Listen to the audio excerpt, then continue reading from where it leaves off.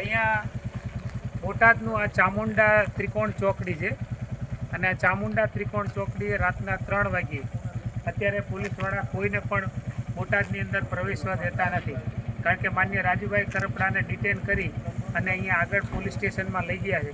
ખેડૂતો ત્યાં સુધી પહોંચે નહીં એના માટે તમે જોશો કે પોલીસવાળા મોટી સંખ્યામાં આ બાજુ વાહનો કેટલા ટ્રાફિક કરીને બેઠા છે. કોઈને પણ અહીંથી પસાર થવા દેવામાં આવતા નથી, કારણ કે એવું ઈચ્છે છે કે રાજુભાઈને જ્યાં લઈ ગયા ત્યાં ખેડૂતો એના સમર્થકો ત્યાં સુધી ન પહોંચે. એના માટે રાતના 3 વાગે મોટો પોલીસ કાફલો અહીંયા જે બોટાદની અંદર પ્રવેશવા માટેનો જે આ ત્રિકોણ છે, 3 રસ્તા છે, ત્યાં પોલીસે